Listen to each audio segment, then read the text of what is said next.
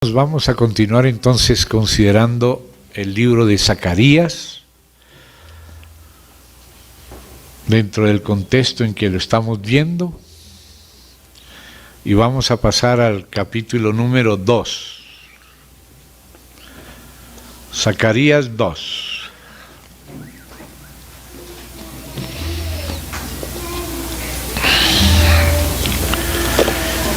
Les ruego que para esta otra sección, que sería la tercera sesión, la primera fue introducción a los profetas del retorno, la segunda fue Zacarías 1, desde el 1 al 21, y ahora vamos a comenzar Zacarías 2, desde el 1 hasta donde el Señor nos permita llegar. Continúa ahora Zacarías hablando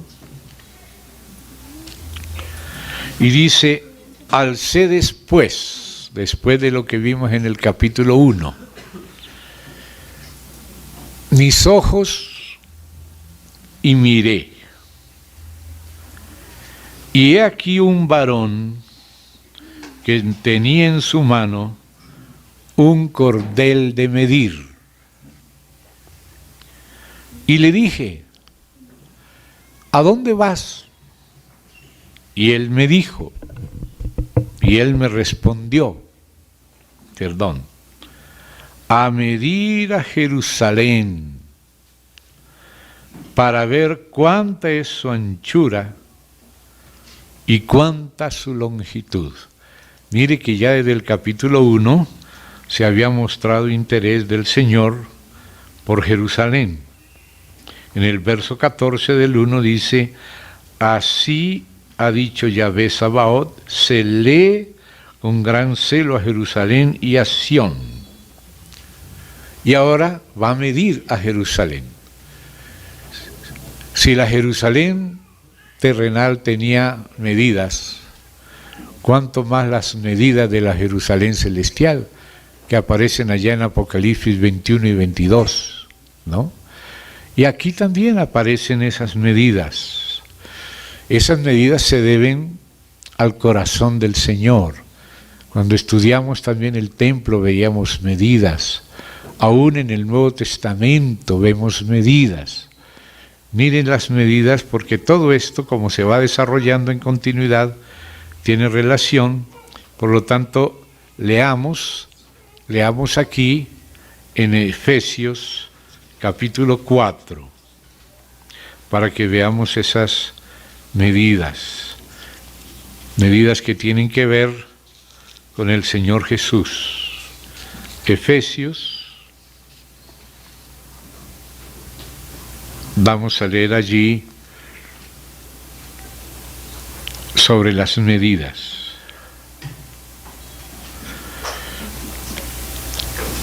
Vamos al capítulo 3 de Efesios y dice, leo desde el 14 para tener el proceso: por esta causa doblo mis rodillas ante el Señor, Padre de nuestro Señor Jesucristo. Esta causa ya es la tercera vez que habla de esta causa.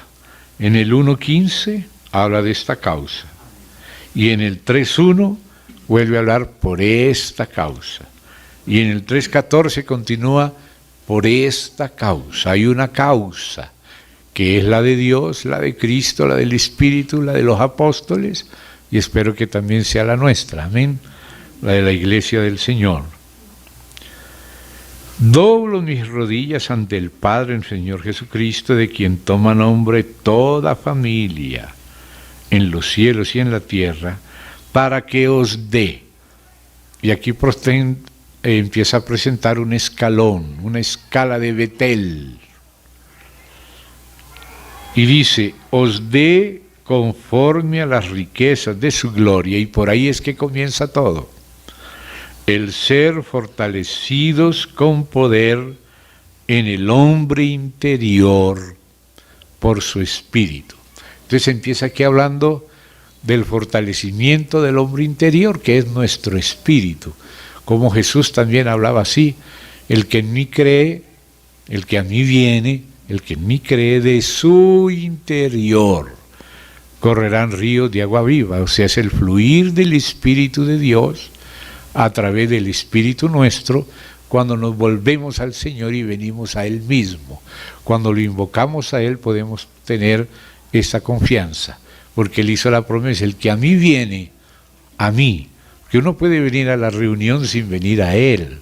Por eso lo mejor es invocarle con simplicidad, con sencillez, pero con fe. El que a mí viene, de su interior correrán ríos de agua viva. Miren este río, que es el del Espíritu. Dice Juan: esto dijo del Espíritu que recibirían los que creyesen en Él. Entonces todo empieza por ahí: fortalecidos con poder en el hombre interior por su Espíritu. El Espíritu fortalece el hombre interior. Dios se une a nuestro espíritu. Y ahora del lugar santo ese río comienza a fluir de debajo del trono, como aparece ya en Ezequiel, hacia el lugar santo. Y entonces aquí es lo mismo. Dice: para que habite Cristo por la fe en vuestros corazones.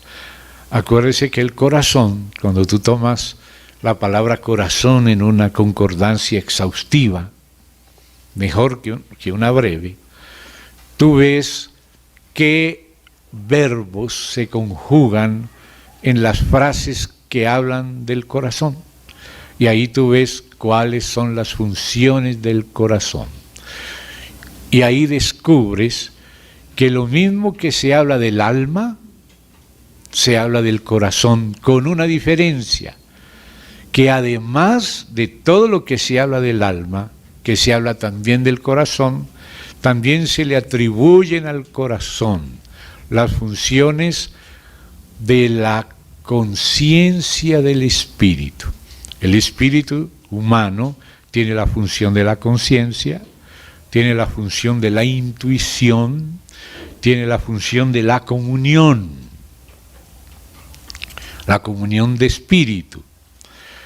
Pero entonces el alma tiene la función de la mente, tiene la función de la emoción, tiene la función de la voluntad, que también, cuando tú empiezas a buscar todo lo que se habla del corazón, descubres que también el corazón se relaciona también con los pensamientos, con la voluntad, con las intenciones y pensamientos del corazón, como lo dice en Hebreos.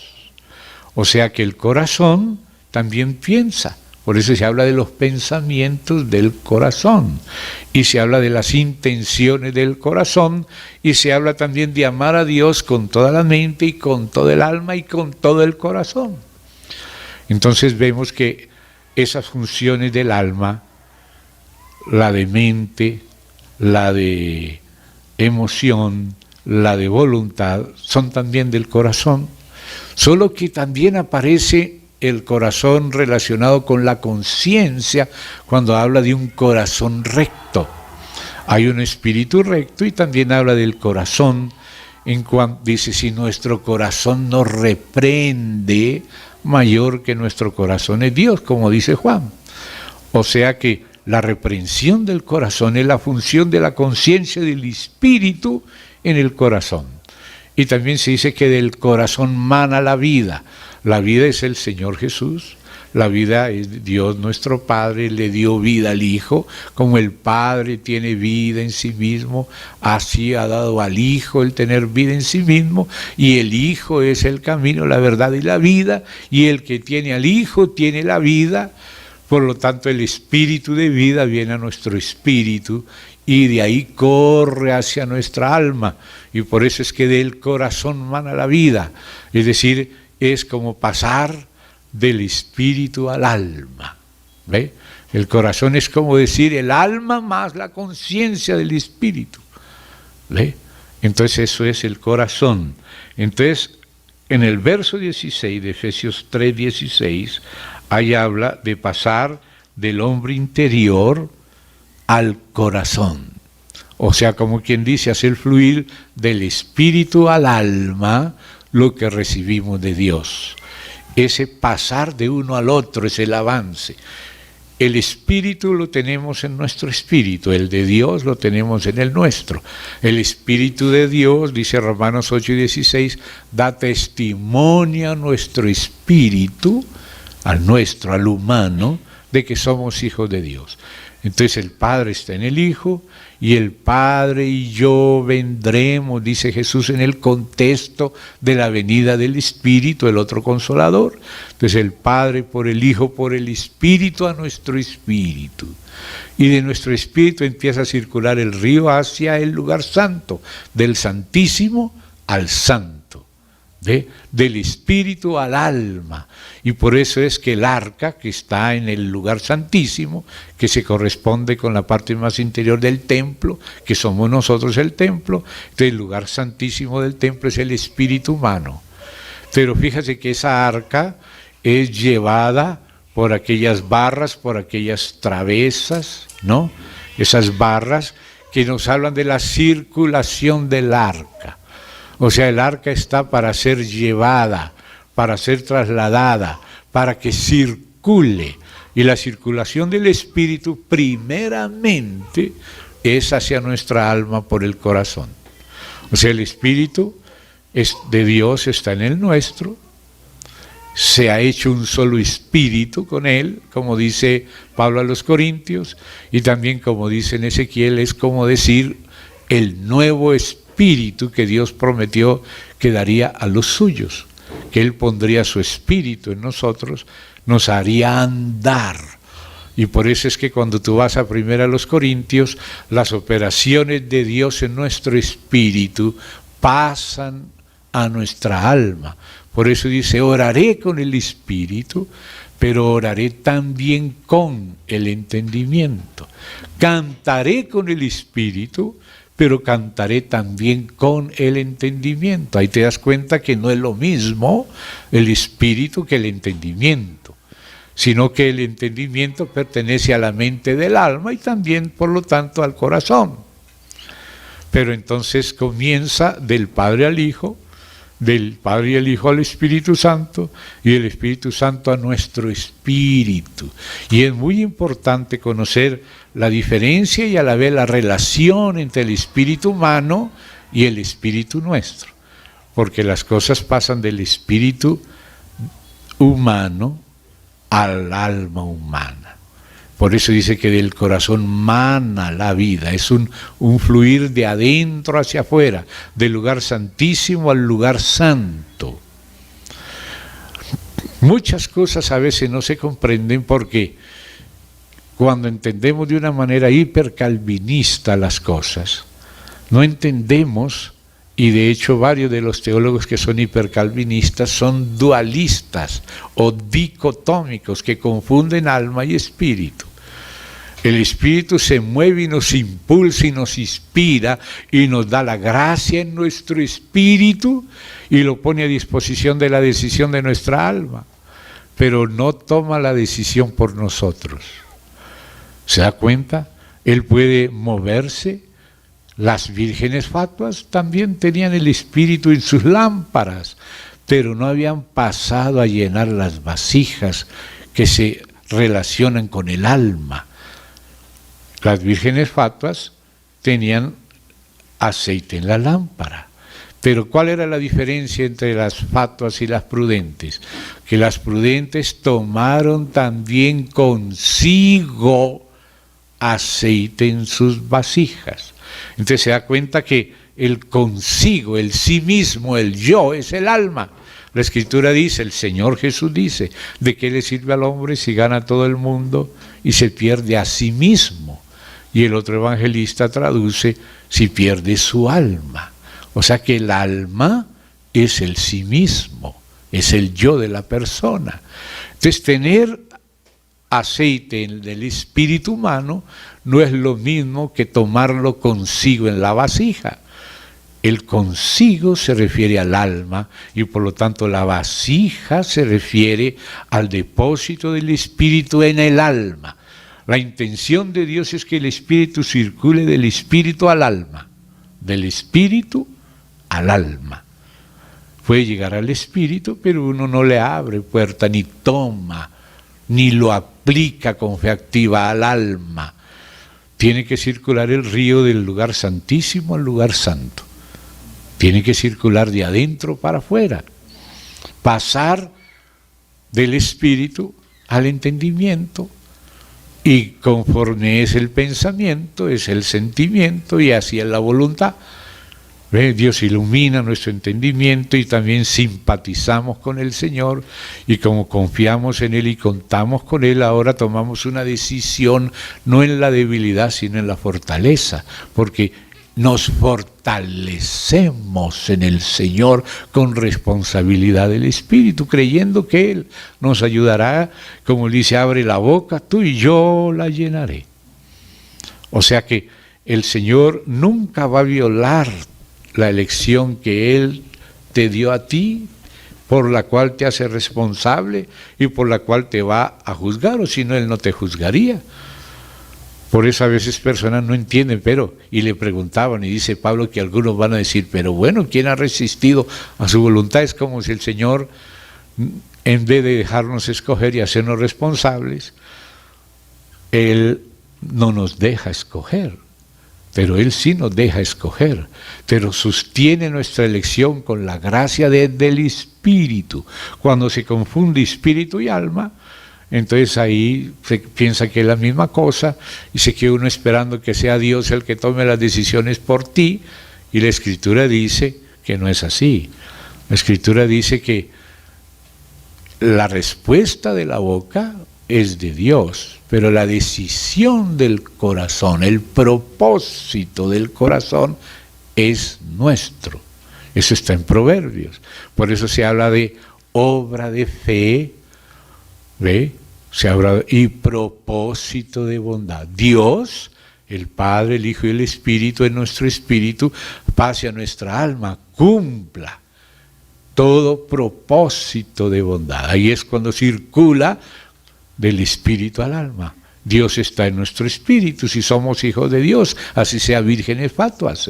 El aceite está en la lámpara. Pero ¿qué dice de las prudentes? Ellas toman consigo aceite en la vasija. O sea, el aceite que está en el espíritu lo toman y lo guardan en la vasija. O sea, hay una circulación del espíritu humano, divino, desde el humano al alma humana. ¿Ve? Eso hace la diferencia entre las prudentes y las insensatas. Las insensatas dejan las cosas de manera pasiva. En cambio, las prudentes actúan en una fe activa y toman. Así como los vencedores de Gedeón no dejan correr el agua, toman el agua y la llevan a la boca. O sea, es una actitud de fe activa. Pone el aceite que estaba en el espíritu en la vasija del alma, para que el espíritu sea también, como dice en Efesios, esa expresión, que la vamos a ver ahí, aquí mismo tenemos abierto Efesios, pero en el capítulo 4 dice, renovaos, que es voz activa, porque voz pasiva es ser renovados, como diciéndole que Dios lo haga todo, pero Dios llegó hasta tu espíritu, pero Él no va a violarte. Él dice, escoge pues la vida o la muerte. Si escoges la vida, quiere decir, tomo del espíritu, el espíritu para mi vasija, para mi alma. Entonces dice, renovaos en el espíritu de vuestra mente. La regeneración es el espíritu de Dios en el nuestro. Cuando el espíritu entra a nuestro espíritu, nos regenera. Pero la renovación es cuando de nuestro espíritu, el espíritu de Dios, pasa con nuestro consentimiento y fe activa, con el ejercicio del verbo tomar, pasa a nuestra alma, o sea, la vasija. Renovaos, es una decisión del alma, en el espíritu espíritu de vuestra mente. La mente es en el alma, pero ahora pasa a ser el espíritu de la mente, porque pasó a la mente. Porque aunque seamos hijos de Dios, no siempre nuestra mente está en el espíritu, ni el espíritu está aprobando lo que pensamos, a veces no aprueba lo que intentamos, lo que sentimos, aunque somos hijos de Dios y tenemos el espíritu en el nuestro, a veces el espíritu no lo hemos dejado pasar a ser el espíritu de nuestra mente. Tenemos el espíritu y a veces nos demoramos un buen tiempo en cazar esos pensamientos dispersos, que no apruebe el espíritu, los malos pensamientos. O sea que todavía no ha llegado a habitar el espíritu de Cristo en nuestros pensamientos, ni en nuestros sentimientos, ni en nuestras intenciones. Hay cosas que hacemos con ciertas intenciones donde el espíritu no las aprueba, él no está con nosotros en esas intenciones, en esos sentimientos, en esos pensamientos. Entonces por eso dice acá, ser fortalecidos con poder en el hombre interior por su espíritu, para que habite Cristo por la fe en vuestros corazones. Pero note, Pablo no le está hablando aquí a los incrédulos para que reciban al Señor y nazcan de nuevo, sino que le está hablando a la iglesia que ya nació de nuevo. Pero le dice que tiene que ser fortalecido en el hombre interior para poder tener la fuerza de tomar de esas aguas vivas y pasarlas a la vasija, o sea, pasarlas a nuestros corazones, de nuestra conciencia, pasarla también y que concuerden nuestros pensamientos con nuestra conciencia. Que nuestra conciencia no tenga que decirnos estás pensando mal, aunque te hagas el tonto, tienes malos pensamientos que aceptas, que acaricias y que sigues. ¿Quién es el que va a frenar eso? Nuestra alma, con la ayuda del Espíritu, que está en nuestros espíritus. Entonces la siguiente escalera, o sea, en la escalera el siguiente grado, pasa del Espíritu, del lugar santísimo al lugar santo. Cantaré con el Espíritu y también con el entendimiento. El que ora en el Espíritu y no entiende, pida a Dios poder interpretar ¿por qué se está moviendo el espíritu? ¿Por qué siento una luz verde, un impulso, una luz roja, un freno? Porque a veces hay un impulso y a veces hay un freno. Por eso dice que la paz de Dios gobierne vuestros corazones. O sea que cuando empezamos a perder la paz, ya no es luz verde, es luz amarilla o luz roja. Hay que aprender a frenar con la más mínima señal del Espíritu en nuestra conciencia. La más mínima señal, no nos hagamos los tontos, no sigamos. Paremos, Señor, ten misericordia de mí, porque me estoy desviando de ti. Guárdame, límpiame. Y nos volvemos al Espíritu y Él puede volver a fluir otra vez. Y entonces de eso que es personal, somos conducidos en el área del alma, de la unidad del espíritu a la unanimidad, de un solo espíritu a un solo corazón y una misma alma. Eso ya no es unidad, sino unanimidad. Entonces el espíritu ya va tomando nuestra alma, va siendo el espíritu de nuestra mente y también después un mismo sentir con Cristo y un mismo hablar con Cristo, un mismo pensar. Ese es el avance del río de Dios, de la dirección de adentro para afuera. Entonces dice acá, a fin de que arraigados, ahora sí teniendo raíces, porque ¿cuál fue el problema de los que creyeron en vano? El Espíritu viene y tocó sus espíritus, pero ellos no se arraigaron en el Espíritu. Quedaron solamente sin raíces y se secaron. Y creyeron en vano. Eso que Pablo en 1 Corintios 15 dice, si no creísteis en vano. ¿Quiénes son los que creyeron en vano? Los que el Señor Jesús en la parábola del sembrador los tipifica, porque Él tipifica 4 situaciones diferentes, 2 de personas que no nacieron de nuevo y 2 de personas que sí nacieron de nuevo. ¿Cuáles fueron las que no nacieron de nuevo de las 4 tipificaciones que hizo el Señor Jesús de la situación religiosa en la parábola del sembrador? Primero los que oyeron la palabra y no la entendieron, o sea que no pasó al alma, que es la que define. El Espíritu puede venir y tocar, inclinar, hasta el Espíritu a veces toca el espíritu de Tiglat-Fileser, por ejemplo. Inclina el corazón de los reyes, pero no decide por ellos. Y entonces dice ahí de esos que creen en vano, es lo que dice que la semilla no tenía raíz y brotó, pero como no tenía raíz se secó, no soportó el problema, no soportó la tribulación, se secó. Eso es creer en vano. En otros sí brotó la raíz, pero las espinas del mundo la ahogaron. Esos son los que son hijos de Dios, pero que no vencieron. Unos no son hijos de Dios, son religiosos en el ambiente religioso, pero como leíamos en la epístola de Judas, no tienen el Espíritu. Están en el mundo religioso sin tener el Espíritu. Otros lo tienen, como las vírgenes fatuas, pero lo dejan ahí, no lo toman y lo almacenan en su alma, en sus vasijas, no lo toman consigo. ¿Ve?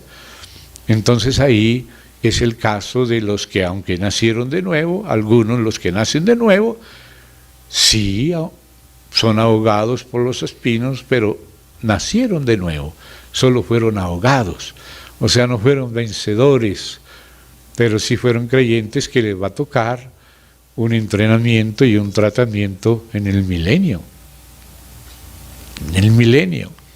pero no están perdidos, pero tampoco han merecido reinar. Entonces, por eso Jesús habla de esas situaciones, Él tipifica esos 4 casos, pero el caso óptimo, el que Él espera de todos sus vencedores, es que caiga en buena tierra y que dé fruto, a 60 por 1 o 100 por 1, en fin, 30 por 1, entonces ahí ya hubo una verdadera circulación, una verdadera renovación del alma, de la mente, del sentimiento, de la voluntad. Escoge pues la vida. ¿Ve?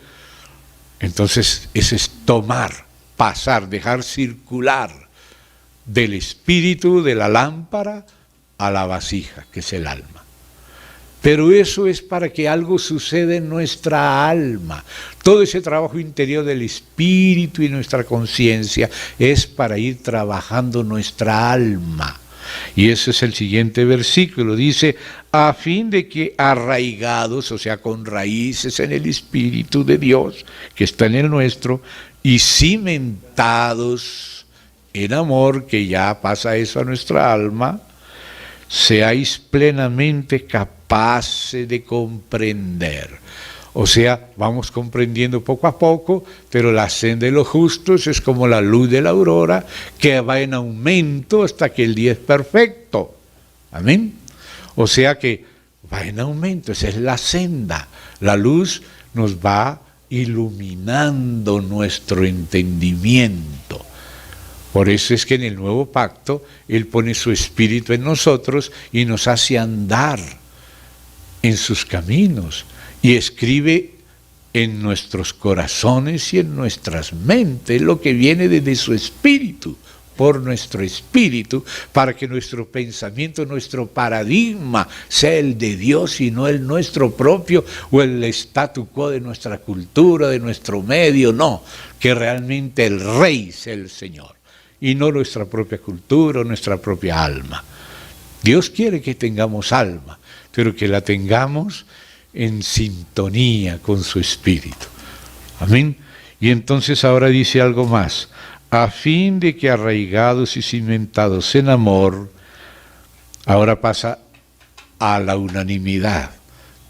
El tratamiento de nuestra alma es para la unanimidad. Seáis plenamente capaces de comprender con todos los santos. O sea, Dios nos quiere capacitar para poder coordinarnos con los santos. Qué difícil es eso para uno. No es fácil. Es la cruz, pero ese es el llamamiento de Dios y no podemos escaparnos ni vamos a justificarnos nosotros mismos. Cada uno tiene que tomar la decisión de ponerse en las manos de Dios y dejar que Él nos capacite para comprender juntos, para podernos oír unos a los otros, para podernos tener en cuenta unos con los otros, a ver lo que el otro tiene de Cristo, que complementa lo que yo tengo de Cristo, para que ahora hagamos cuerpo y juntos podamos contener la plenitud. Porque Él distribuyó su plenitud en todos los miembros y cada miembro tiene algo de su plenitud, pero tiene que estar junto con los demás para que esa plenitud se pueda mover entre todos. Cada uno haga lo mejor que puede, pero lo mejor que uno puede no es sino un pedacito de vidrio.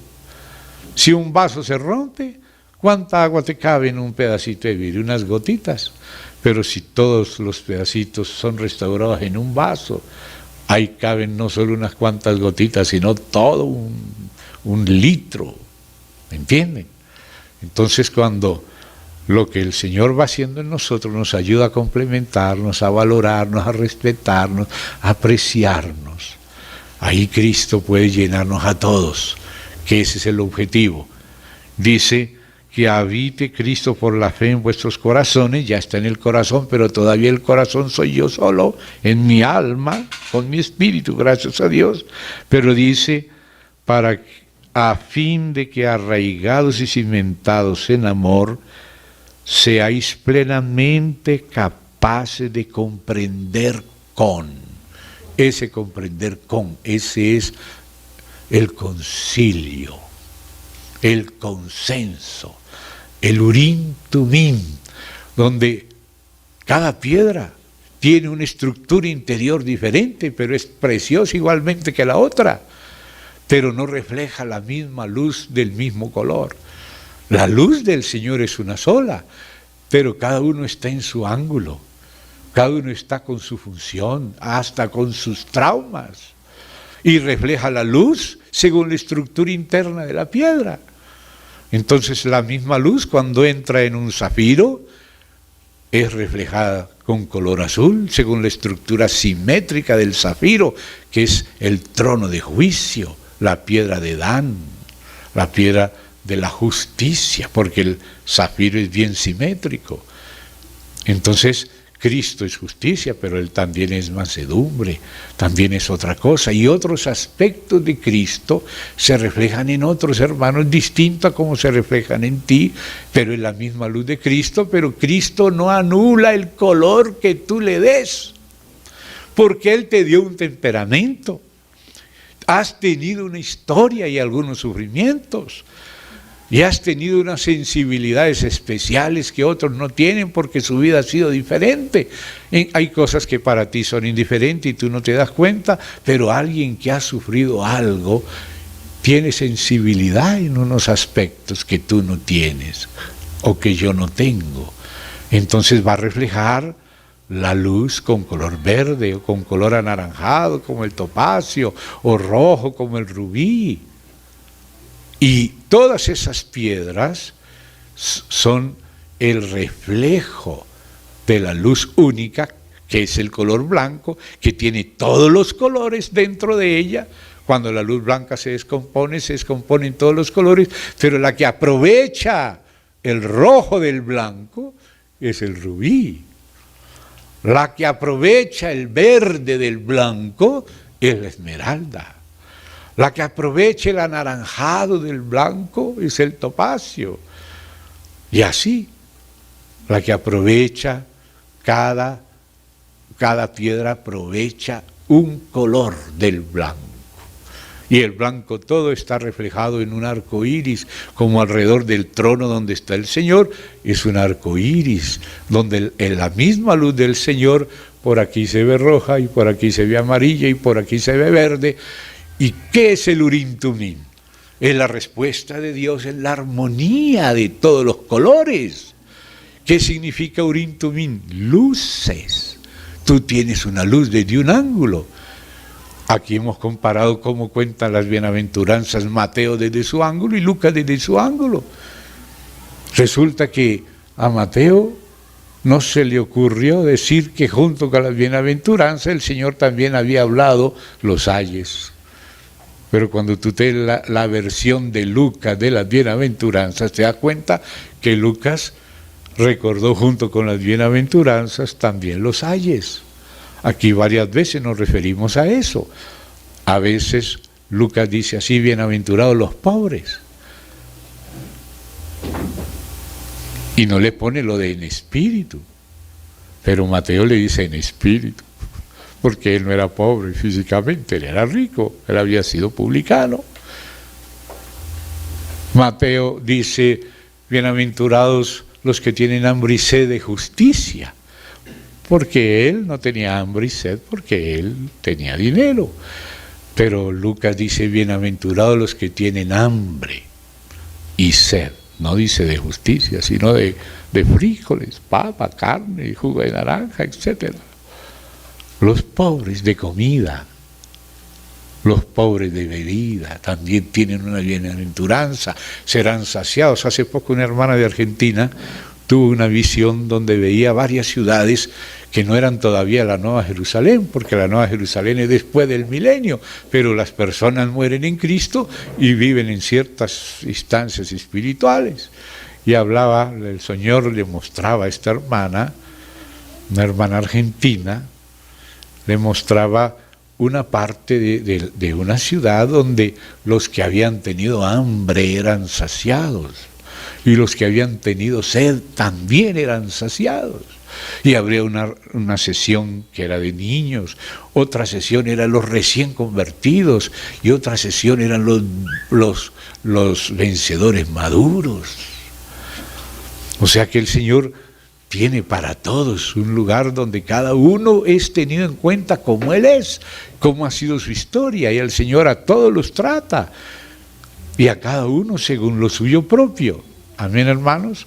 Entonces por eso Tumim quiere decir perfecciones, y Urim quiere decir luces. Urim Tumim, que era el pectoral del juicio, que tiene en cuenta todas las luces y la combinación de las luces y de las perfecciones, que está representado en la comunión de los santos, de los apóstoles, como dice en Hechos de los Apóstoles, ha aparecido bien al Espíritu Santo, que esa es la luz blanca, pura, que contiene todas las riquezas de Cristo, pero ahora también nos tiene en cuenta a nosotros. El Espíritu Santo también tiene en cuenta a los profetas, a los apóstoles. Nosotros a veces decimos, bueno, bienaventurados, y vamos a recibir a las profecías, pero el Señor no dice solo que tenemos que recibir las profecías. El Señor dice que tenemos que recibir a los profetas. El Señor no dice que tenemos que recibir solamente a Cristo, sino también a vosotros. El que a vosotros recibe, a mí me recibe. Claro que cada uno trae la luz de un color distinto, pero porque Dios no niega que tú existas. Cuando tú lees la palabra de Dios, claro, cuando la leemos con un solo traductor, pues el que tradujo a Lucas lo traduce con el mismo lenguaje que Mateo, que Marcos, que Pablo, que Pedro, que Juan, y parece que todo fuera Reina y Valera. Parece que Juan hablara como Reina Valera, Reina y Valera. Parece que Lucas también habla igual, pero cuando lo lees en el idioma original, ahí te das cuenta que Marcos habla un griego koiné bien popular.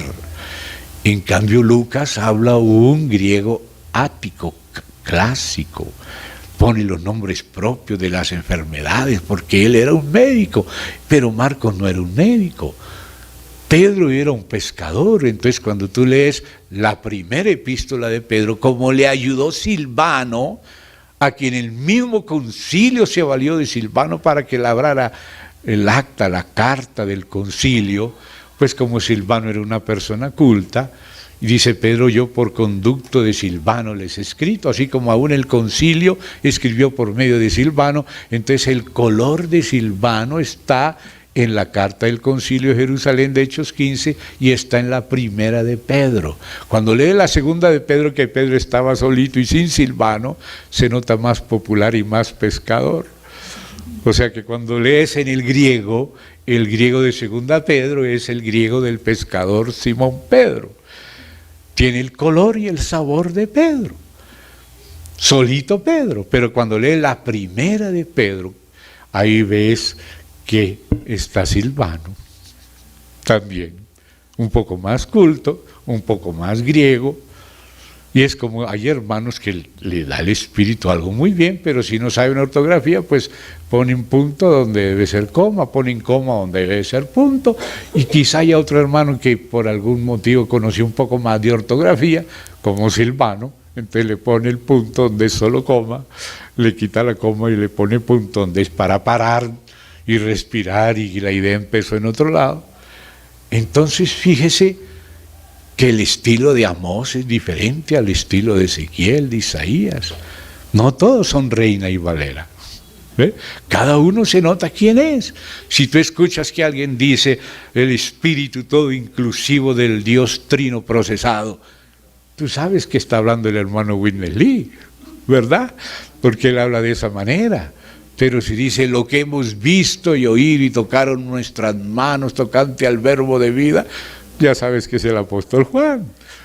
Tiene su color propio, Dios no le quitó el color, no le quitó. Lo que hay que quitar es lo que está mal, pero no la existencia humana como Dios la creó. Entonces la luz blanca entra en la amatista y sale reflejada en color morado. Pero si entra en la esmeralda sale como si fuera verde, y si entra en el topacio sale anaranjado, aunque algunos topacios son azules, casi parecidos al zafiro. Entonces cuando juntas todo, comprender con todos los santos cuáles son las medidas de Cristo, porque Cristo siempre va más allá de donde yo voy. Yo llego hasta aquí, pero Cristo llega hasta allá. Y entonces lo que no pudo hacer conmigo, toma otro y sigue con otro y lo hace con otro. Y lo que no hace con dos, lo hace con 5. Porque Cristo es riquísimo y necesita toda la iglesia para poder expresarse. Y a nosotros no nos dé el cuero, sino para expresar un colorcito. El colorcito nuestro, unido con Cristo, sí, pero ahí estamos nosotros. Ahí está nuestro estilo. Si somos paisas, decir, vea, Ave María, pues, hombre. Y si somos costeños, no podemos evitar que nos salga el costeño o el rolo o el opita, cualquiera de esos dialectos, o no, es un mismo dialecto, pero digamos acentos, ¿verdad? Entonces Dios hace que todos participemos también. Y el Urim Tumim es cuando dice el Espíritu, ha parecido bien al Espíritu Santo, habiendo llegado a un acuerdo. O sea, el Espíritu Santo es la luz blanca, y Él es el que conduce a todos a un acuerdo. Oímos a Pablo, oímos a Pedro, oímos a Bernabé, oímos a Santiago, hasta los fariseos fueron oídos en el concilio de Jerusalén. Hasta los fariseos que se habían convertido fueron oídos en el sínodo, hasta los que eran herejes los oyeron, claro que los equilibraron. Y así nos equilibramos unos con otros porque uno ve un lado pero no ve el otro.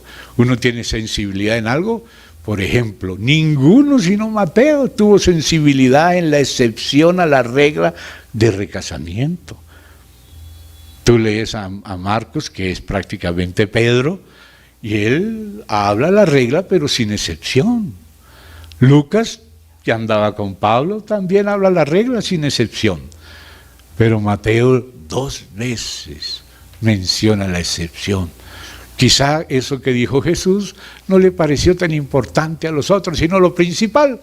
Pero alguna cosa habrá vivido Mateo y conocería casos, quién sabe, que él sí se fijó en esa excepción. No todos pusieron atención a la misma cosa.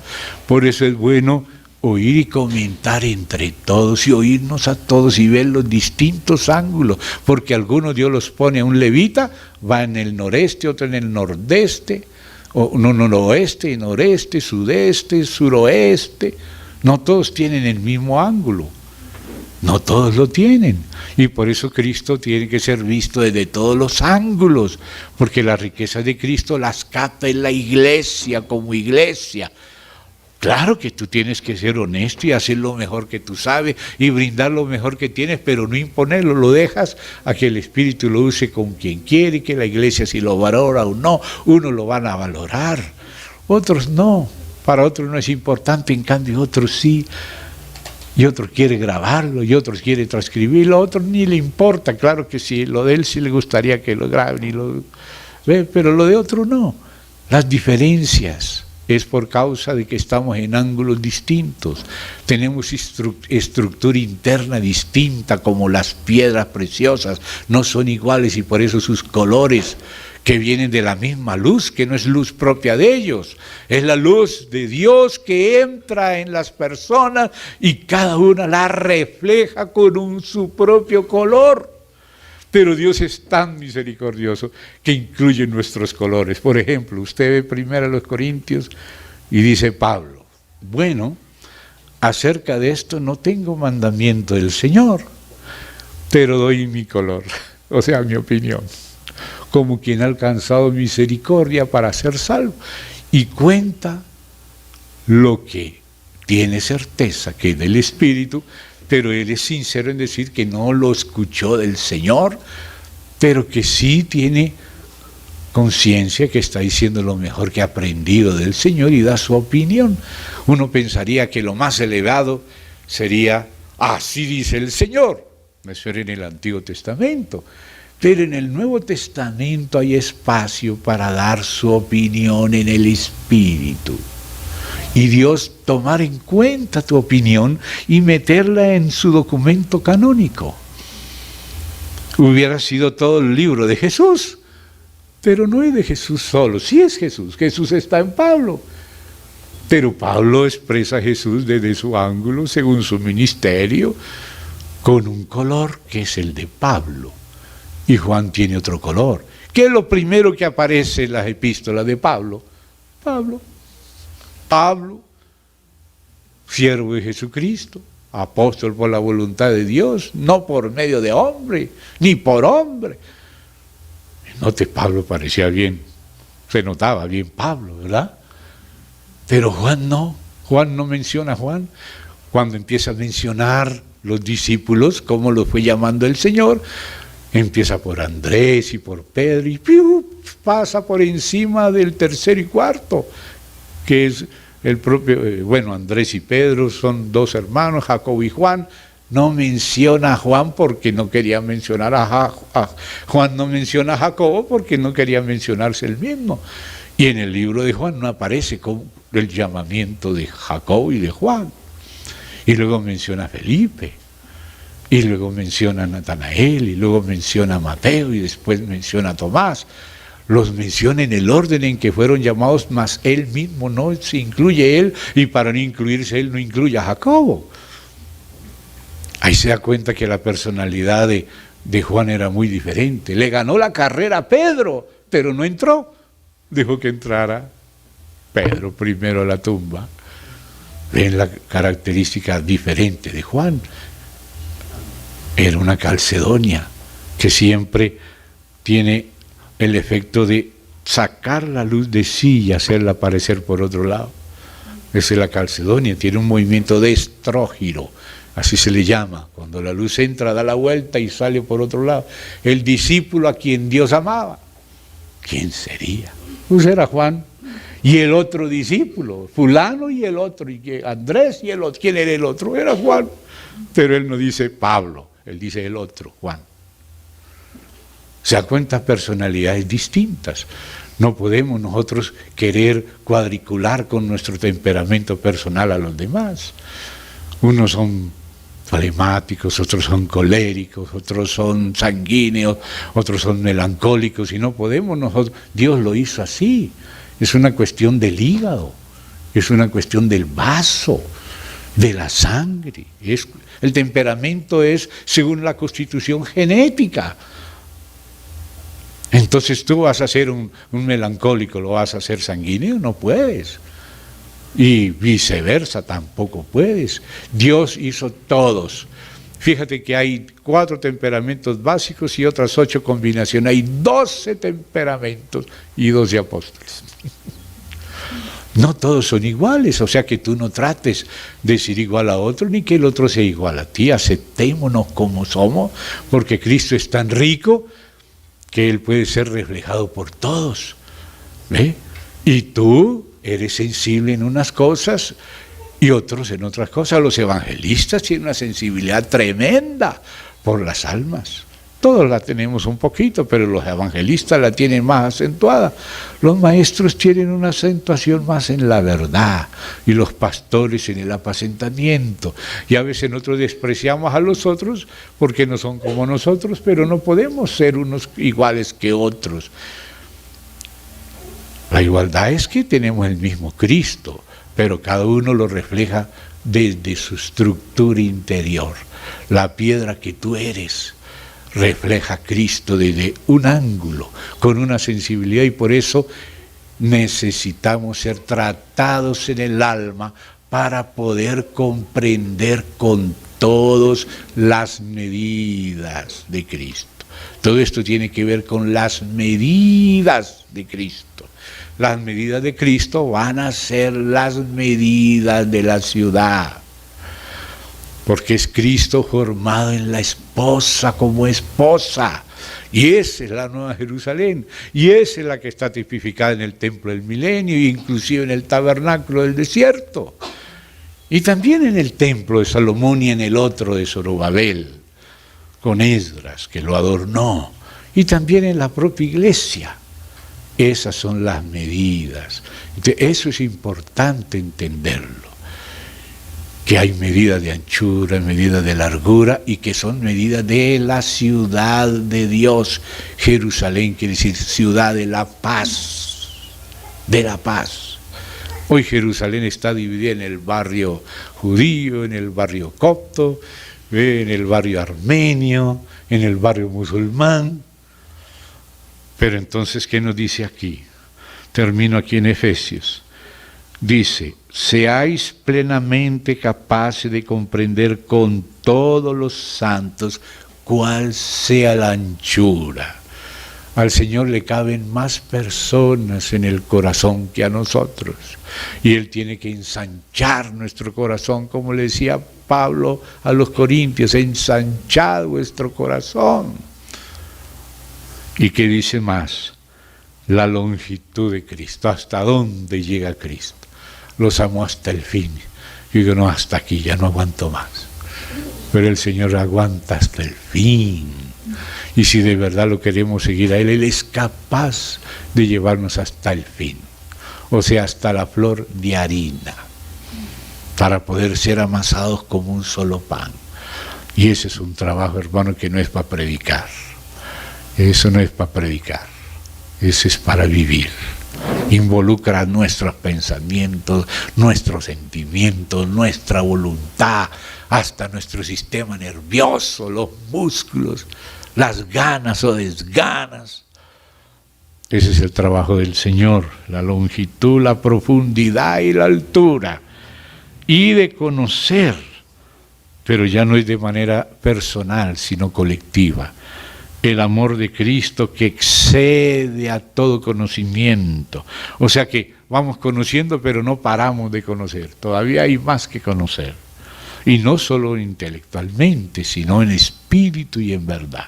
Claro que usando también la mente, porque para eso se nos dio, para usarla y amar al Señor con toda la mente. No piense que el Señor en su amor no exige toda su mente. Tiene que usar también toda su mente, su corazón, todo su ser, porque usted es una piedra que va a reflejar su luz desde su ángulo y su experiencia personal para mostrar la multiforme gracia y sabiduría divina. La gracia multiforme y la sabiduría multiforme. Y ahí todos tienen lugar en la iglesia.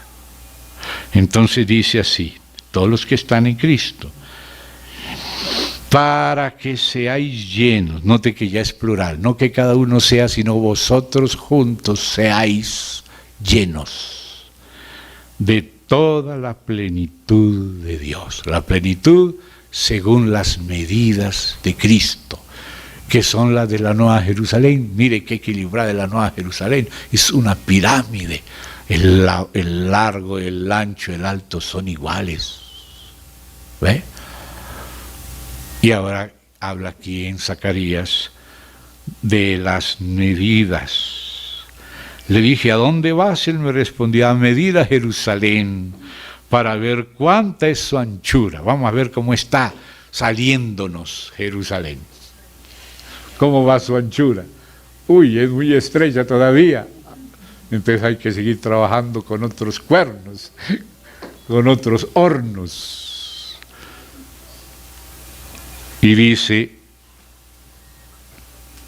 ¿y cuánta su longitud? Y aquí salía, note, ¿a dónde vas? Salía aquel ángel que hablaba conmigo. ¿Quién era ese ángel? El ángel de Yahvé. ¿Y quién es el ángel Yahvé? La teofanía divina, el Hijo de Dios mostrándonos al Padre como mensajero de su faz, no un ángel creado, sino el Hijo en su trabajo de mensajero del Padre. Salía y dice, y otro ángel le salió al encuentro y le dijo, corre, habla a este joven diciendo, sin muros será habitada Jerusalén. ¡Hoy, Señor! Aquí está lo que dice, que excede a todo conocimiento. A causa de la multitud de hombres y de ganado en medio de ella. ¿Y qué dice el Señor? Yo seré para ella. Entonces, ¿cuál es la medida? Una medida que no se puede medir, que estaremos conociendo a lo largo de toda la eternidad. Porque dice, esta es la vida eterna, que te conozcan a ti, el único Dios verdadero, y a Jesucristo, a quien has enviado. Esa es la vida eterna. Se necesita la vida eterna para conocer a Dios. O sea que siempre excederá nuestro conocimiento. Siempre aprenderemos más del Señor. Nunca podemos decir, ya lo sé todo. No, hermano, que el Evangelio completo, no, todavía no. No puede ser completo si la gracia es inescrutable. ¿Cómo va a ser completo? Hay que completar la fe, lo mínimo. Pero eso avanza eternamente y nunca estaremos pensando que ya conocemos a Dios. Se necesita la vida eterna. Entonces dice, yo seré para ella, dice Yahvé, muro de fuego en derredor. ¿Quién es el que nos viste, el que nos recubre? El mismo Dios, más allá de lo que entendemos. Y dice, y para gloria estaré en medio de ella. La gloria de Él, fluyendo de Él hacia ella, como en la Nueva Jerusalén, donde ella desciende del cielo con la gloria de Dios, siendo ella diáfana como el cristal, que no puede retener la luz porque la luz pasa a través de lo diáfano, lo cristalino. Si somos tratados para ser transparentes, para ser cristalinos, la luz puede pasar y fluir, iluminar, y siempre habrá más, porque no somos nosotros, es Él. Amén. Y entonces dice, miren qué contexto lo dice. Huid de la tierra del norte, dice Yahvé, pues por los cuatro vientos de los cielos os esparcí, dice Jehová. Pero note, ahora ya estamos en tiempo de Persia, por lo tanto el siguiente versículo nos muestra el cambio de Kairos. Y dice aquí, oh Sión, la que moras con la hija de Babilonia. Algunos todavía estaban allá, faltaba el segundo contingente. escápate. Se da cuenta que aparece Persia, pero los que primero escaparon, pero todavía hay otros que tienen que seguirse escapando de Babilonia. Como ve, Cristo nos va conduciendo de un tiempo al otro, quita reyes, pone reyes, cambia circunstancias de diáspora para retorno, etcétera, de cautiverio para libertad. Amén. Entonces ahora ya aparece Babilonia, pero aparece Babilonia como quedando atrás. Escápate, huye de Babilonia. Hay que avanzar según el orden de los tiempos, hasta la economía de la plenitud de los tiempos, que es el reino del Altísimo y de los santos del Altísimo. Entonces dice, ¿por qué? Porque hay que escaparse. Mire lo que ahora va a decir Dios, y ahora mire cómo aparece Jehová el Padre, Jehová el Hijo y Jehová la Trinidad. El mismo Jehová, pero aparece Jehová como el Padre que envía a Jehová el Hijo enviado. El enviado es Jehová y el que lo envía también es Jehová. Y cuando está el Padre, el Hijo y el Espíritu Santo juntos, también es Jehová. Porque Jehová es uno solo, pero es trino. Y mírelo, vamos a verlo. Note que aquí aparece también Jehová el Hijo, pero aparecen los dos Jehová, perfectamente relacionados, porque no son dos Jehová, es un mismo Jehová en tres personas. Y las vamos a ver, porque el que dice yo es una persona. Si el Padre dice yo, es una persona. Y si el Hijo dice yo, es una persona. Y si el Espíritu Santo dice yo, es una persona. Y si dice nosotros, son tres personas, pero un solo Jehová. Por eso es la Trinidad, no son tres dioses. Es un solo Dios que subsiste en el Padre de una manera exclusiva de Él, en el Hijo, porque hay cosas que no se pueden decir sino del Hijo, no se pueden decir del Padre. Aunque toda la plenitud del Padre esté en el Hijo, solo el Hijo es el unigénito del Padre. El Padre no es unigénito. El Padre, es ingénito. El Hijo es unigénito. O sea que son tres personas distintas, pero el mismo Dios verdadero. Como decía nuestro hermano Tertuliano en su respuesta a la herejía unicista de Praxeas, un presbítero de Roma. Porque la herejía unicista empezó en Roma con dos papas. O sea, dos hermanos que están en la lista de los papas. Uno se llamaba Calisto y el otro se llamaba Severino, y eran obispos romanos unicistas. Y uno de los otros presbíteros era Praxeas, que era unicista, y a nuestro hermano Tertuliano, que era de Cartago. Ustedes sabían que entre Cartago y Roma, desde los tiempos anteriores y políticos, hubo como cierta guerrita que continuó también en la teología.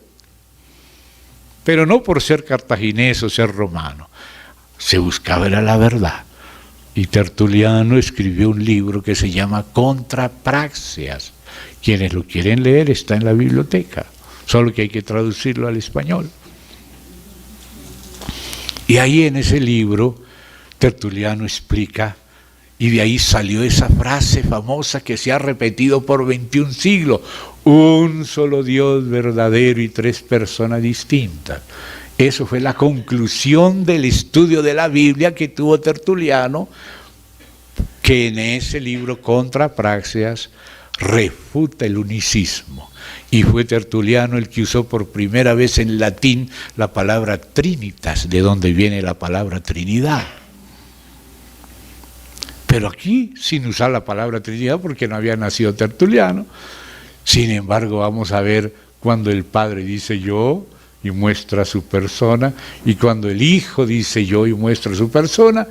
En otras partes podemos ver cuando el Espíritu dice yo, como por ejemplo, apartadme a Bernabé y a Saulo a la obra que yo los he llamado. Esa es la persona del Espíritu Santo, que es Dios, porque Ananías y Zafira, al mentir contra el Espíritu Santo, mintieron contra Dios. Por eso la Biblia habla de la Trinidad, sin mencionar la palabra Trinidad. Pero la palabra la inventó en latín Tertuliano y en griego tríada nuestro hermano Teófilo de Antioquía, en otro libro, testificando un amigo de él que se llamaba Autólico y que no era creyente. Él escribió 3 libros, Autólico, y en esos libros le habla del único Dios, pero también le habla que ese único Dios se manifiesta en una tríada, y él usó la palabra tríada, trías, que es tríada. Trías es griego y se traduce tríada. Y está escrito en esos 3 libros de Teófilo de Antioquía a su amigo Autólico. Entonces el primero que vio a un único Dios en 3 y el que habló de eso, pues la Biblia lo cuenta. Pero el que le aplicó un nombre fue Teófilo de Antioquía, tríada. Y el que lo en griego, pero el que lo hizo en latín fue Tertuliano de Cartago, del norte del África, de donde había sido Aníbal, aquel general que peleaba contra los romanos. Y después de Tertuliano vino Cipriano de Cartago, y Cipriano de Cartago tampoco quería dejarse manejar por los romanos, ni siquiera por los hermanos romanos, porque él quería ser manejado por el Señor Jesús, y la comunión es en comunión en el Señor, no en ningún otro. El que nos coordina es el Señor mismo. Eso no lo podemos fabricar nosotros sin el Señor. Hay que disponernos al Señor, que Él lo va haciendo, y le aseguro que lo hace, lo está haciendo, así nos duela. Él es el dueño nuestro, y ojalá no nos acobardemos y dejemos que siga orando. Amén. Entonces, capítulo 2:7, oh Sión, la que moras con la hija de Babilonia. Aquí no hay que morar con Babilonia. Tenemos que escaparnos de Babilonia. Escápate. Ya no es hora de Babilonia. Ahora el Señor ya mudó el león. Ya quitó a Belsasar, a Nabonido, a Evil-Merodach, a Nabucodonosor. Ahora fue a Darío el Medo, a Ciro el Persa, a Darío el Persa, Histaspes, en fin, a Cambises, el hijo de Ciro. Escápate, porque así ha dicho Yahvé Sabaoth. Ponga atención, empieza la Trinidad a manifestarse como Trinidad, como personas distintas de un mismo y único Dios. Somos monoteístas, pero en el único Dios hay más de una persona, y por eso dice nosotros. ¿Quién irá por nosotros? Tú en mí y yo en ellos, que ellos sean uno en nosotros. Ese nosotros es la Trinidad del único Dios. Y aquí empieza a verlo, en el Antiguo Testamento. No piense que la Trinidad es un invento de Constantino. No, hermano, la Trinidad está en la Biblia desde Génesis 1. Hagamos al hombre a nuestra imagen, conforme a nuestra semejanza. Descendamos y confundamos. ¿Quién irá por nosotros? Dice Isaías, y en Oseas se acuerda de lo que le dijo a Jacob. Allí peleó con nosotros. Con nosotros peleó Jacob. Porque el que pelea con la teofanía, esa teofanía está representando al Padre. Y Dios peleó con Jacob como de hombre a hombre, pero peleaba era con Dios. Pero Dios se le puso a su nivel para pelear con él, porque ¿cómo va a pelear Dios con un hombre? Tiene que ponerse a nivel del hombre, porque esa pelea es para ganar al hombre, para que el hombre sea recuperado. Por eso pelea con nosotros. Con cada uno pelea. Cada uno de nosotros tiene que tener su peniel donde resulta ganando cuando es derrotado por Dios, cuando ve el rostro de Dios. Y ya se le quitan las fuerzas personales con el dedo de Dios que nos disloca el muslo. Nuestro ya quedamos ya agotados de pelear, de reclamar, de todo, y ya dejamos todo con Dios. Ese es peniel. Vi el rostro de Dios y fue librada mi alma. Toda la lucha es para librar el alma de sí misma. Dios siga trabajando con nosotros, hermanos. Entonces seguimos aquí. Así ha dicho Yahvé Sabaoth. Mire quién habla. ¿Quién habla? Yahvé Sabaoth.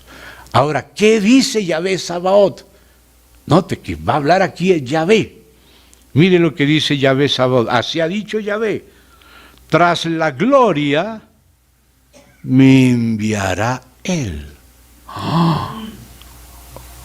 Esa es la persona del Hijo.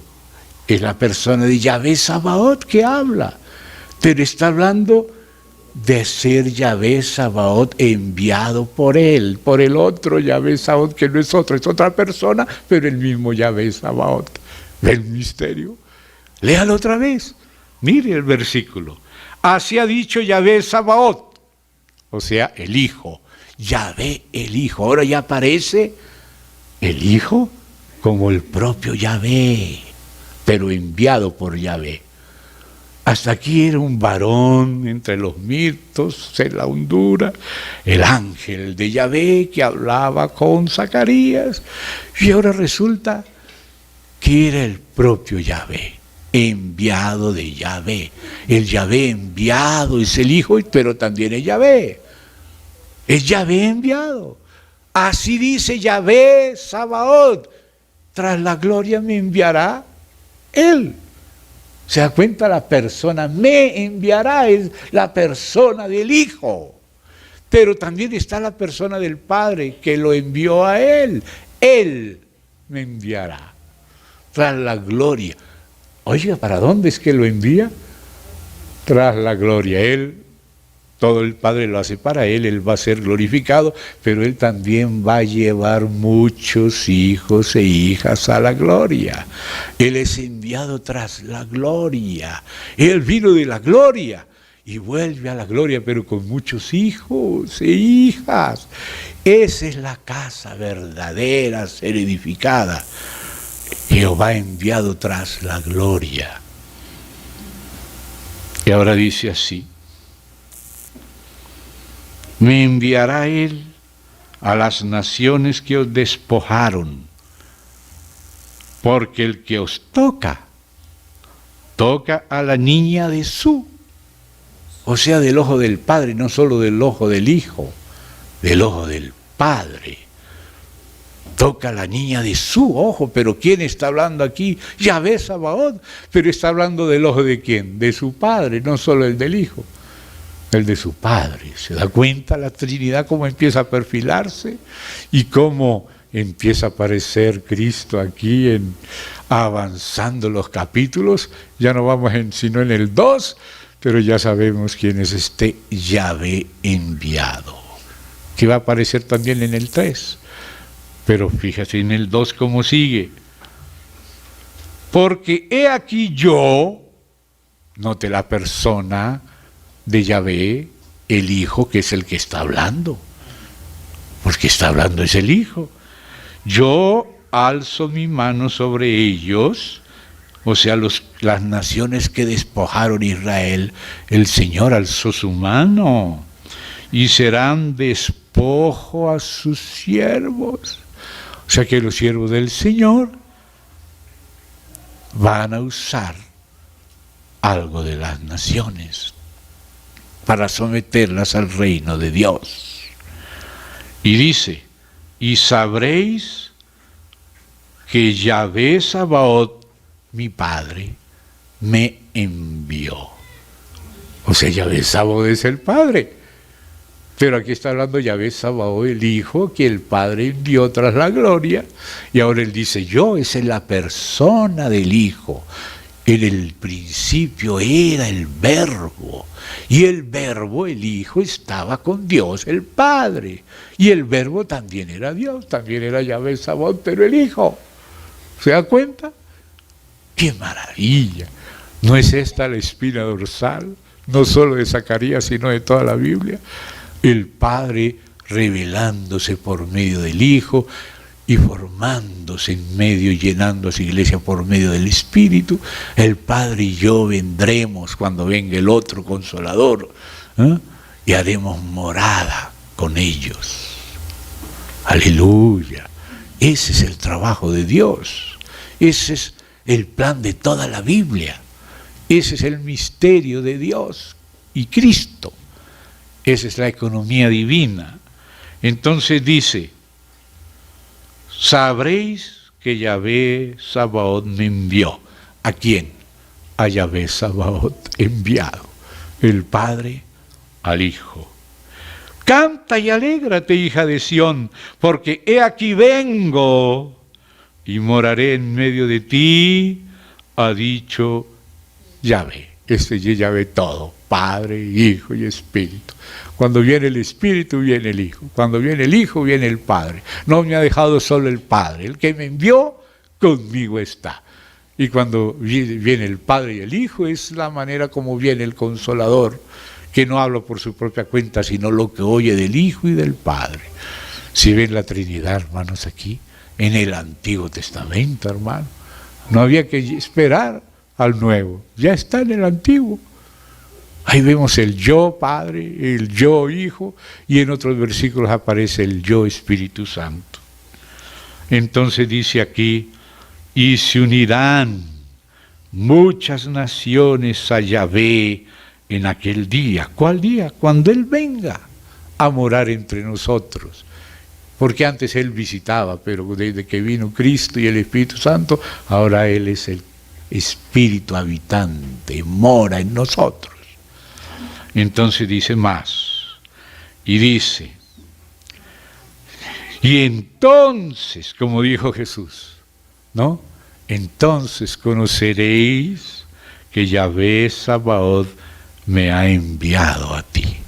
O sea, cuando Él mora entre nosotros, conoceremos que Cristo es verdadero Dios con el Padre. Este es el verdadero Dios y la vida eterna.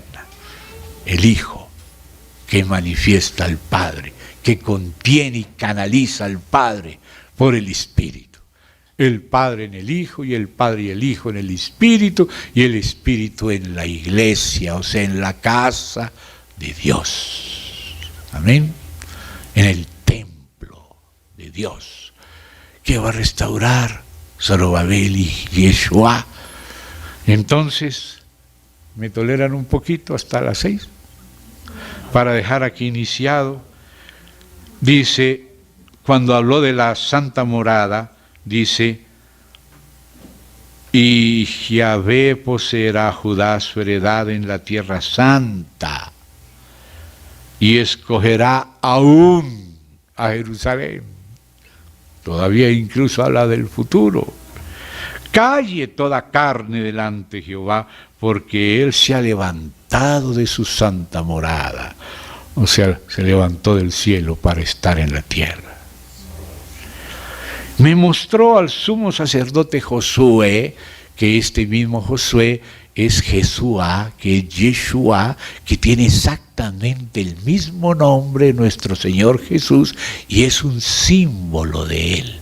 Este es uno de los varones simbólicos que representa al propio Jesús en la encarnación, el cual es el Hijo del Hombre, que viene a representar al hombre, y también Él es el intercesor, y Él es el que nos quita las vestiduras viles del viejo hombre y nos viste de gala con el nuevo hombre. Entonces fíjense acá, me mostró al sumo sacerdote Josué, o sea, Yeshua, o sea, el Hijo del Hombre que nos representa, el cual estaba delante del ángel de Jehová. Aquí vemos el aspecto espiritual de la naturaleza divina y el natural de la naturaleza humana. Las dos naturalezas del que nos representa, a Dios ante nosotros y a nosotros ante Dios, el que nos une. La escalera de Betel, donde suben y bajan, de Dios para abajo y de abajo para arriba. Entonces dice, el cual estaba delante del ángel de Yahvé. Note, ya viene hablando de ese ángel de Yahvé desde el capítulo 1. Y ahora ya no le va a llamar más solamente Yahvé. Ya le llamó Yahvé Sabaoth, y ahora va a seguir llamándole Yahvé. Y mire cómo dice así. Y Satanás estaba a su mano derecha para acusarle. Note, Satanás es el acusador de los hermanos. Acusaba a Job, acusaba aquí a Josué, hijo de Josadac, acusaba a todos nosotros delante de Dios.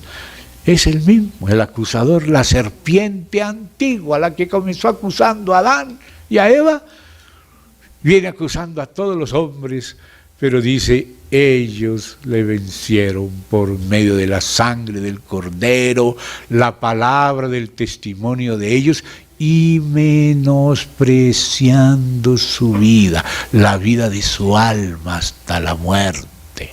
Eso es lo que nos lleva a la victoria. La sangre, el testimonio y el menosprecio de nuestra alma hasta la muerte. No reclamar más ningún derecho para nuestra alma. Eso ya lo dejamos con Dios. Jesucristo no reclamó nada. Ay, ay, ay, cuando acallaremos nuestra alma solo en unión con Cristo. Cada día en unión con Cristo. Entonces, ¿qué más dice acá? Dice, y dijo Yahvé, ya le llamó directamente Yahvé a Satanás. Pero ¿quién es este Yahvé? ¿El Padre o el Hijo? Vas a darte cuenta que es el Hijo. Mire cómo habla este Yahvé hablándole a Satanás, o sea, el Hijo en representación del Padre. El Hijo dice, yo no puedo hacer nada por mí mismo, sino lo que veo hacer al Padre. Y mire lo que dice Yahvé a Satanás. Yahvé, que ha escogido a Jerusalén, te reprenda. Ni siquiera dijo yo te reprendo, sino mi Padre te reprenda. Claro, es a través de mí, pero es mi Padre. No soy yo solo, es mi Padre. Mi Padre, Yahvé, te reprenda, oh Satanás. ¿No es este un tizón arrebatado del incendio? ¡Qué maravilla! Dijo Yahvé a Satanás. ¿Quién es este Yahvé? Jehová, Dios, pero Dios Hijo. Por eso Él actúa en nombre del Padre, junto con el Padre. El Hijo no hace nada solo, sino lo que ve hacer al Padre. Entonces ahora representa al Padre. Pero dice, Satanás, tú estás acusando a Jerusalén, ¿no sabes quién es Jerusalén? Es un tizoncito arrebatado del incendio. Tú destruiste todo y lo volviste ceniza, pero debajo de la ceniza hay un tizoncito, que es la ciudad de Dios, que se le escapó a Satanás. Dios tendrá ciudad, porque Dios dijo, le haré ayudadora, idónea. Pero Adán es figura de Cristo, y Eva es figura de la iglesia, que es la esposa del Cordero, y que será la nueva Jerusalén. Entonces, debajo de todo el desastre que hizo Satanás, que dejó todo vuelto ceniza, ahí debajito está Jerusalén, un tizoncito. Y ahí está también Yeshua, hijo de Josadac, figura de Cristo. ¿Ve? Entonces dice, Jehová que ha escogido a Jerusalén, te reprenda. O sea, yo no te reprendo yo solo, mi Padre te reprenda a través de mí. Y así es la iglesia, no es la iglesia sola, es en el nombre del Señor Jesús, echará fuera demonios en su nombre, como el Hijo lo hacía todo en el nombre del Padre, como yo vivo por el Padre, el que me come, como Él comió del Padre, el que me come vivirá por mí. Ese es el secreto de la Trinidad a la amada, que incluye a todos los del Antiguo y del Nuevo, que son del Señor, de quien Jehová es marido y Cristo esposo. Entonces dice acá, y Josué estaba vestido de vestiduras viles.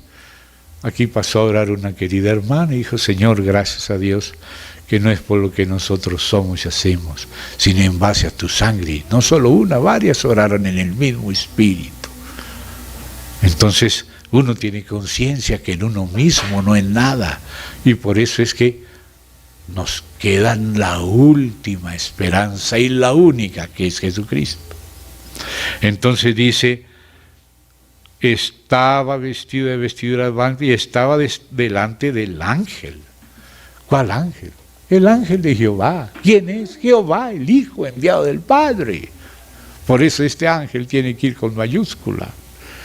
Fíjense lo que sigue hablando este ángel.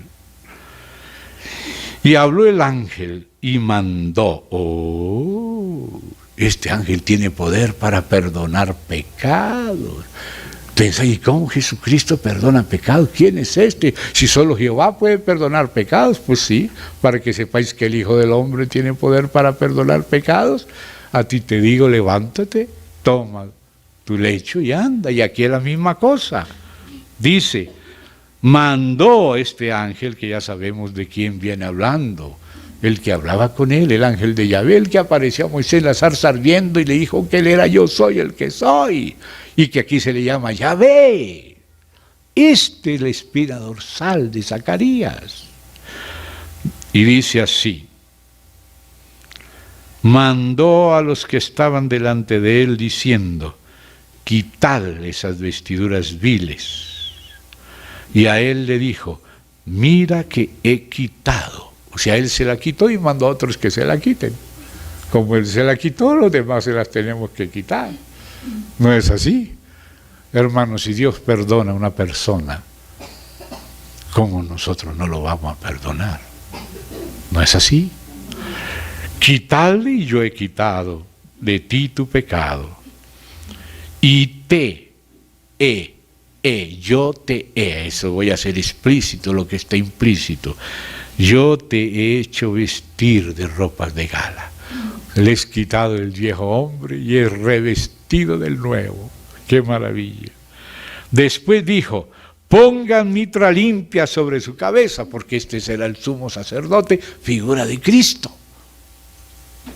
Y pusieron una mitra limpia sobre su cabeza, como era el vestido de los sumos sacerdotes, desde Éxodo, cuando Dios lo reveló así.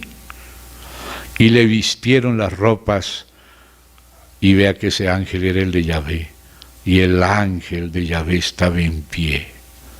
Y el ángel de Yahvé amonestó a Josué diciendo, así dice Yahvé Sabaoth, si anduvieres por mis caminos y si guardares mi ordenanza. Note que aquí hay condiciones, ya no se trata solo de la justificación por fe, sino del reino, del gobierno, de la autoridad delegada. Si andares o anduvieres por mis caminos, y si guardares mi ordenanza, y la de la casa, ¿no? También tú gobernarás mi casa, porque la persona de Josué, hijo de Josadac, no era el único sumo sacerdote que tipificaba a Cristo. Todos los sumos sacerdotes, especialmente los fieles, tipificaban a Cristo. Entonces aquí se tiene en cuenta la persona histórica, pero también que representa al Cristo eterno. Lo coyuntural y lo permanente. Entonces dice, también tú gobernarás mi casa, también guardarás mis atrios, y entre estos, que son los demás sumos sacerdotes, que después va a mencionar algunos cuyos nombres tienen significados preciosos, sacerdotales, vamos a verlos en el capítulo después, en el 6, dice acá, entre estos que aquí están, te daré lugar. O sea, el sumo sacerdote verdadero es Cristo, pero fue tipificado por el sumo sacerdocio, que fueron varios, como también en la iglesia, Cristo está representado por sus hijos, porque Él nos hizo reyes y sacerdotes. Jesucristo no es sacerdote de la tribu de Leví, sino Él es del orden de Melquisedec.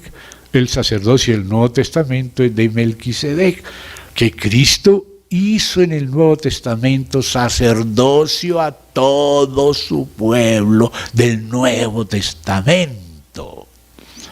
Entonces, cuando vemos los nombres de estos sacerdotes que acompañan a Josué,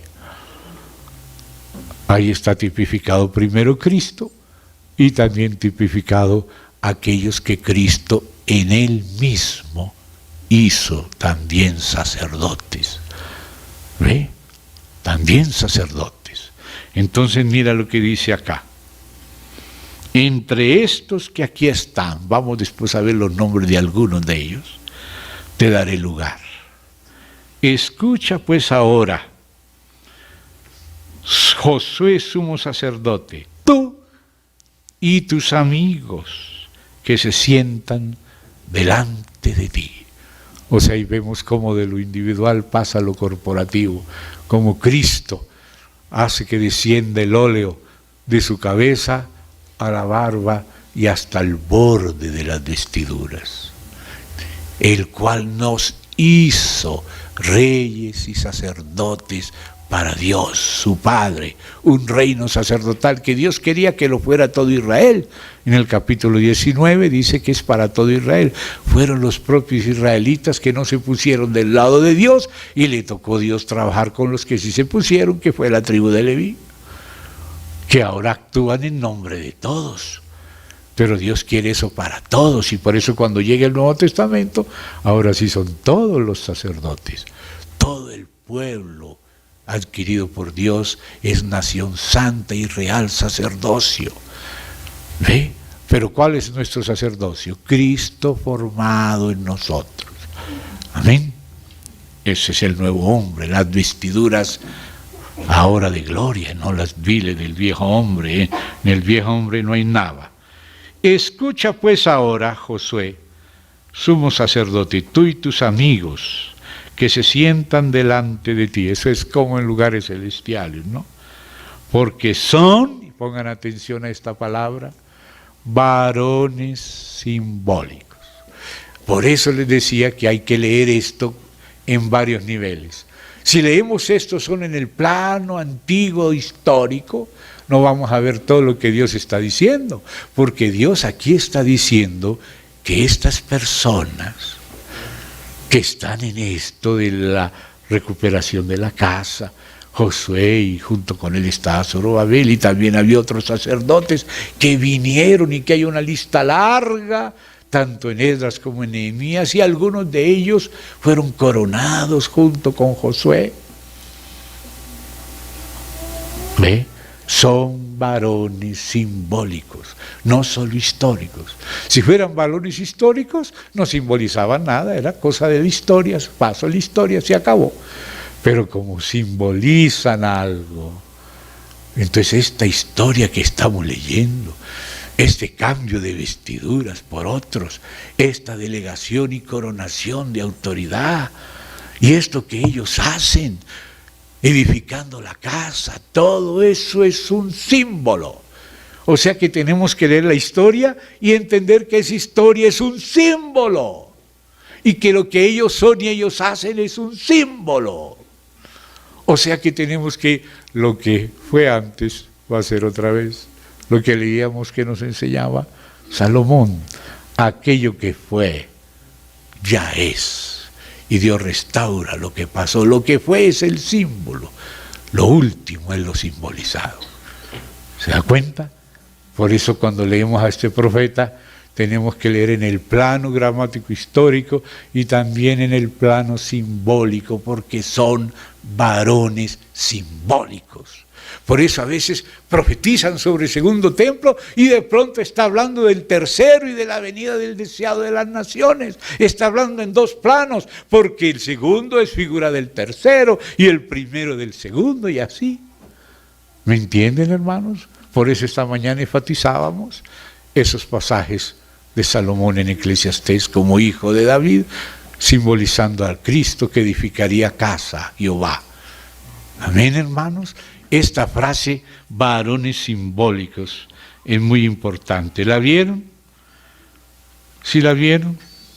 Verso 8 del 3. Son varones simbólicos. Y ahora, ¿qué van a simbolizar? He aquí yo traigo a mi siervo el renuevo. El verdadero renuevo es el verdadero Yeshua, el verdadero Mesías. el Hijo de David verdadero, el Señor Jesucristo, pero está simbolizado por este sumo sacerdote. También se llama Yeshua, también se le llama el renuevo en nombre de Cristo. Para que entendamos lo que Dios va a hacer con Cristo, Él empieza a hacerlo de manera simbólica, pero lo simbólico es no solo para entender lo viejo, sino lo simbolizado.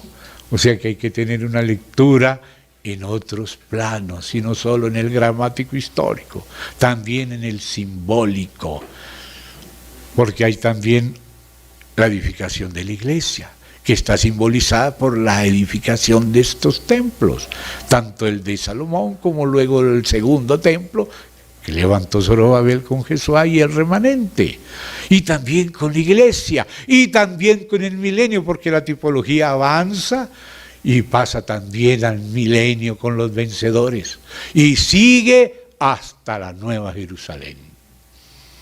Entonces, dice, ¿por qué todo esto? ¿Por qué trae el Señor al renuevo, a mi siervo el renuevo? Dice, porque he aquí aquella piedra que puse delante de Josué, sobre esta única piedra hay 7 ojos. Los 7 ojos dice, ¿dónde? ¿Qué son? Mire, en el 4:10 dice al final, estos 7 son los ojos de Jehová. Y en Apocalipsis capítulo 5, ustedes pueden ver quiénes son estos ojos. Vamos a ver al Cordero en Apocalipsis capítulo 5, y dice así en el capítulo 5, verso 5, que es el 5 en número de redención, son las medidas de la cruz que está representada en el altar de bronce donde se sacrifica el Cordero, que es la cruz donde sacrificaron a Jesucristo, simbolizado en el altar de bronce, 5 codos por 5 codos. Aquí está capítulo 5, con versículo 5, donde se canta el cántico nuevo, porque en el capítulo 4 se canta el cántico de la creación, pero ahora hay que cantar otro cántico adicional, nuevo, el de la redención. El de la creación ya se cantó en el 4, pero ahora se va a cantar en el nuevo cántico de la redención, 5:5. Y uno de los ancianos me dijo, no llores, he aquí que el león de la tribu de Judá, la raíz de David, ha vencido para abrir el libro y desatar sus sellos. Y miré, y vi en medio del trono y de los 4 seres vivientes, en medio de los ancianos, estaba en pie un cordero como inmolado. El original dice recién inmolado, porque apenas habían pasado 50 días cuando él ascendió. 50 días, desde que ascendió vino el Espíritu Santo, pero quiere decir que 40 días él estuvo con ellos y luego ascendió. Y 50 días después vino el Espíritu Santo, ahí corrijo. Y dice, miré y en medio del trono y de los 4 seres vivientes, en medio de los ancianos, estaba en pie un cordero como recién inmolado. Así dice el original, que tenía 7 cuernos y 7 ojos, los cuales son los 7 espíritus de Dios enviados por toda la tierra. Mire, antes estaban solo en él, pero ahora son enviados por toda la tierra y son ojos. ¿Para qué son los ojos? Para ver, para sobrever, para supervisar. Y ese uno se vuelve 7. Vamos a leerlo en Isaías, quiénes son esos 7 espíritus de Dios, esos 7 ojos que se mueven por toda la tierra. Isaías capítulo 11. Para los que no lo conocen, vamos a leerlo. Para los que lo conocen, vamos a confirmarlo, a refrescarlo, que quede bien. Capítulo 11. Saldrá una vara del tronco de Isaí. Isaí era el padre de David y Jesús era el hijo de David. Un vástago retoñará, por eso es el renuevo, que simbolizaba Yeshua, porque este verdadero es también Yeshua, simbolizado por el otro Yeshua. retoñará de sus raíces. Y la raíz de Isaí y la raíz de David es Cristo. No solo el linaje, la raíz de Isaí y la raíz. O sea, todo esto proviene de Cristo, que operaba en todos ellos. Operaba en David, en Isaí, en Josué, en fin. Y dice, reposará sobre él el espíritu de Jehová. Ahí está la caña central del candelero de 7 lámparas, de 7 espíritus. Espíritu de sabiduría a un lado y de inteligencia al otro lado. Van 3. Espíritu de consejo 4 y de poder 5. Espíritu de conocimiento 6 y de temor de Yahvé 7. Esos son los 7 espíritus de Dios, que es un mismo espíritu, pero que tiene distintos aspectos, todos reunidos en él. Así como el fruto del espíritu son también 9 manzanas. Amor, gozo, paz, paciencia, benignidad, bondad, fe, mansedumbre, como en el candelero, 3 en la caña y 1 en cada uno de las 6 brazos, son 9. El fruto del espíritu, amén. Entonces volvemos allí a Zacarías. Ya vamos a terminar en el 3 y ahí terminaremos Dios mediante. Sobre esta única piedra, o sea, la que va a ser esculpida, o sea, que es la iglesia, yo edificaré mi iglesia, que es la formación de Cristo en los suyos, y dice, hay sobre ella 7 ojos, como dice que andan por toda la tierra, ¿no?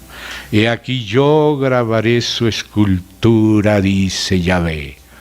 Note el trabajo de Dios. Yo edificaré mi iglesia, yo grabaré su escultura. Dice Yahvé Sabaoth, ese es ese yo. Yo edificaré mi iglesia, ese es Yahvé Sabaoth, del Padre, el Hijo y el Espíritu Santo. Porque no me ha dejado solo el Padre, el que me envió conmigo está. Y la paloma guía al cordero, el Espíritu también está. ¿Y qué va a hacer Dios? Dice, quitaré el pecado de la tierra en un día. Uno diría, bueno, ¿cuál será este día? ¿Será el día en que Él murió en la cruz? Pero la sangre había que presentarla también en el Santísimo, interceder. Vamos a ver qué se habla de ese día para entender qué es ese día. Y ahí está la última frase del versículo. En aquel día, ese día es aquel día, dice Yahvé Sabaoth, cada uno de vosotros convidará a su compañero debajo de su vid y debajo de su higuera. Y ahí está la vid y la higuera. La vid representando la iglesia, yo soy los pámpanos, vosotros la vid, y la higuera representando Israel. En el milenio está la vid y la higuera. Estamos debajo de la vid y debajo de la higuera. Entonces ese es el milenio. Ese día quitaré el pecado de la tierra. ¿Se da cuenta? Y ahí termina esta visión para Josué, porque decía Esdras que tanto Ageo como Zacarías le animaron a Josué y a Zorobabel. Aquí está la profecía para Josué y la siguiente es para Zorobabel. Pero por ahora vamos a parar aquí. Me pasé 10 minutos, me perdonan por favor, pero así ahorramos para el futuro. Esperamos que sea el Espíritu el que nos dé su luz, podamos tocarlo, entenderlo y seguirle en este objetivo. Amén. Como los caballos le seguían a aquel varón que estaba en su caballo alazán entre los mirtos, los demás le seguían. Los demás son para nosotros. Hay muchos caballos en el cielo esperando que vamos a montarlos. Amén. Vamos a orar al Padre. Padre querido, te agradecemos este día que nos has concedido, que has estado con nosotros tú y tus ángeles, que el cielo nos ha estado acompañando, porque inspiraste tu palabra para que sea nuestra, para que la recibamos, la atesoremos en nuestro corazón. La encomendamos a ti para que tú la grabes conforme tu promesa en nuestro corazón y para que ella lleve fruto, para que ella lleve fruto. Padre, en el nombre del Señor Jesús. Amén y amén. La gracia y la paz del Señor sea con todos.